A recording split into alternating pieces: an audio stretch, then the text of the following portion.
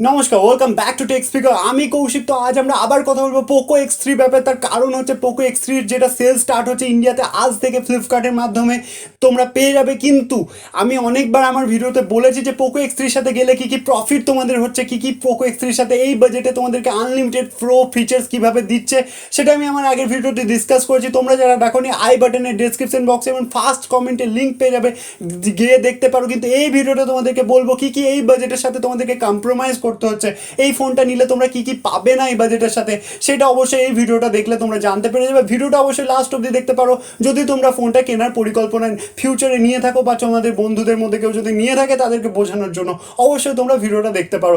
চলো দেরি না করে আজকে ভিডিও এক্ষুনি স্টার্ট করা যাক। তো যেটা ফার্স্ট প্রবলেম লেগেছে আমার ফোনটাকে নিয়ে সেটা হচ্ছে ডিজাইনকে নিয়ে। তো ডিজাইনে কি হচ্ছে না, ডিজাইনটা অবশ্যই ইউনিক করেছে অনেকটা। ক্যামেরা মডিউলটা আমার খুব ভালো লেগেছে পোকো এক্স থ্রির, যেটা খুব ইউনিক লাগছে, যেটা রিব্র্যান্ডেড হচ্ছিল তার থেকে অনেকটা বেরিয়ে এসছে পোকো। কিন্তু পোকো এক্স থ্রিতে আমরা গ্লাস ব্যাগ দেখতে পেয়েছিলাম, কিন্তু এখানে পলিকার্বনেটের ব্যাগ দেখতে পাচ্ছি। তো দেখো, গ্লাস ব্যাগের যেমন ভালো দিকও থাকে খারাপ দিকও থাকে, সেরকম পলিকার্বনেটের ভালো দিকও থাকে খারাপ দিকও থাকে। তো প্লাস্টিকের ব্যাগে কি হয় নর্মালি না, আমাদের খুব বেশি স্ক্র্যাচ পড়ে যায়। তোমাদের পকেটের মধ্যেও যদি থাকে ঘষা পেপে কিন্তু খুব বেশি স্ক্র্যাচ পড়বে, তোমাদের নখের দ্বারাও কিন্তু স্ক্র্যাচ পড়ে যাবে। গ্লাস ব্যাগে কিন্তু ওটা হয় না, গ্লাস ব্যাগে কোনোভাবে স্ক্র্যাচ পড়বে না। সেরকম গ্লাস ব্যাগে যদি তোমার হাত থেকে পড়ে যায় বেশি ওয়েট হওয়ার জন্য ফোনটা ভেঙে যায়, কিন্তু প্লাস্টিকের ব্যাগে সহজে কিন্তু ভাঙে না, কিন্তু স্ক্র্যাচ খুব বেশি আসে প্লাস্টিকের ব্যাগে।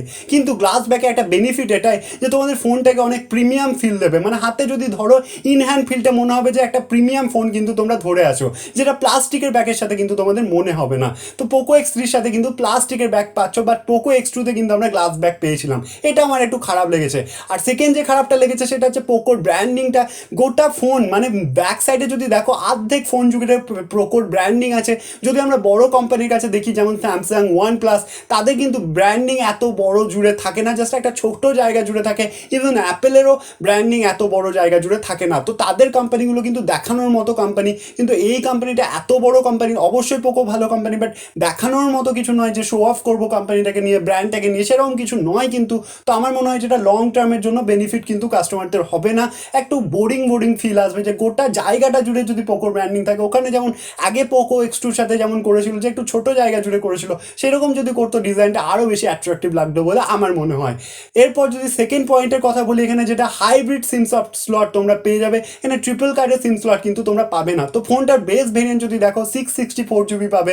এখানে কিন্তু এখন দেখো অ্যাপসের সাইজ অনেক বেড়ে গেছে, ফটো ভিডিও সাইজ অনেক বেড়ে গেছে। তো দেখো 64 GB মেমোরিটা কিন্তু এনাফ নয়। তোমরা যদি এক বছরের জন্য একটা ফোন ইউজ করো, তোমাদের ইন ফিউচারে গিয়ে মেমোরির প্রবলেম হবেই হবে, সবার হবে। তো এখানে তোমরা মেমোরি কার্ডের সাপোর্টই দেখতে পাচ্ছ না। তো দেখো তোমাদেরকে না চাইতেও কিন্তু 1,500 টাকা বেশি দিয়ে, যেটা 128 GB ভার্সন মানে 8,500 টাকা যেটা প্রাইস ইন্ডিয়াতে, সেটা মানে সেকেন্ড ভার্সনটা তোমাদেরকে নিতে হচ্ছে। তো দেখো এটা একটা কোম্পানির স্ট্র্যাটেজি, কিন্তু তোমাদেরকে না চাইতেও 1,500 টাকা বেশি দিতে হচ্ছে মেমোরির জন্য। তো যদি এটা ট্রিপল কার্ডের স্লটটা দিত তাহলে কিন্তু মেমোরি কার্ডের অপশনটা পেয়ে গেলে 1,500 টাকা তোমাদেরকে বেশি দিতে হতো না মেমোরির জন্য। ইভেন তোমরা যদি 20,000 টাকা বাজেটের ফোন দেখো এই বাজেটের মধ্যে, তো সব ফোনে কিন্তু ট্রিপল কার্ডের স্লট দিয়েছেন না। ইন্ডিয়াতে 99% ফোনেই ট্রিপল কার্ডের সিম স্লট দেখতে পেয়ে যায়। আপ টু 20,000 বাজেট যে ফোনগুলোর সব ফোনেই দেখতে পেয়ে যায়, খালি পোকো এক্স থ্রিটাই দেখতে পায় না। যদিও পোকো এক্স থ্রি যেমন গ্লোবালে আমরা দেখতে পাই যে 6000 mAh এর ব্যাটারি করেনি, 5000 mAh এর কাছাকাছি ব্যাটারি করেছে। ইন্ডিয়ান ভেরিয়েন্টে একটু বুস্ট করেছে ব্যাটারিটা। সেরকম যদি যেমন গ্লোবালে হাইব্রিড সিম স্লট করেছিল, এখানে যদি ট্রিপল সিম স্লট করতো তাহলে আরও বেশি ফোনটা অ্যাট্রাকটিভ হতো বলে আমার মনে হয়। এখানে আমার একটু খারাপ লেগেছে, এখানে তোমাদেরকে একটু কম্প্রোমাইজ কিন্তু করতে হবে। এরপরে থার্ড পয়েন্টের যদি কথা বলি, ফোনটা খুবই মোটা ফোন, কিন্তু মানে থিকনেসটা খুব বেশি, 10 mm এর থিকনেস দেখতে পাবে। তার কারণ হচ্ছে 6000 mAh বড় ব্যাটারি আছে ফোনটাতে। তো এই কারণে, এবং পলিকার্বনেটের ব্যাগ আছে, তোমাদেরকে কভারও দিতে হবে, তাহলে আরও বেশি ফোনটা মোটা হয়ে যাবে। এর ফলে লং টার্মে যখন তোমরা ফোনটা ইউজ করবে তোমাদের কিন্তু খুব ভারী ফিল হবে হাতটাতে। তো পরে তোমাদের অভ্যাস হয়ে যাবে, বাট প্রথম দিকে কিন্তু খুব কষ্ট হবে। আমার মতো যদি লম্বা হাত হয় তাহলে কোনো প্রবলেম হবে না, বাট তোমাদের যদি ছোটোখাটো হাত হয় তাহলে কিন্তু তোমাদের খুব ভারী ফিল হবে ফোনটা। এবং ফোনের ওয়েটের কথা যদি বলি, ফোনের ওয়েটেও কিন্তু খুব বেশি দেখতে পাবে তোমরা, 230 গ্রামের মতো ফোনটার ওয়েট। এবং নর্মালি যে ফোনগুলো আমরা পাই সেগুলো 180 গ্রামের বা 200 গ্রামের, এটা কিন্তু 230 গ্রামের ওয়েট। তো ওয়েটেও কিন্তু খুব বেশি মনে হবে তোমাদের। তো তো এটাই ছিল আমার অনেস্ট ওপিনিয়ন এই ফোনটাকে নিয়ে। যদিও আমি এই ফোনটাকে বলেছি আগে অনেকবার যে কী কী পাচ্ছ এই ফোনটার সাথে গেলে তোমরা, ট্রুলি প্রো ফোন কিন্তু এটা, সেটা আমি আমার অনেক ভিডিওতে বলেছি। আই বাটন, ডেসক্রিপশন বক্স এবং ফার্স্ট কমেন্টে লিঙ্ক আছে, ওখানে গেলে তোমরা জানতে পেরে যাবে যে কী কী পাচ্ছ এই ফোনটার সাথে গেলে তোমরা, যেটা অন্য কোনো কোম্পানিতে কিন্তু গেলে পাচ্ছ না। এটা আমি অনেকবার বলেছি। তো এটাই ছিল আমার আজকের ভিডিও। আশা করি ভিডিওটা তোমাদের ভালো লেগেছে। যদি একটুও ভালো লেগেছে ভিডিওটা প্লিজ একটা লাইক করে দিও।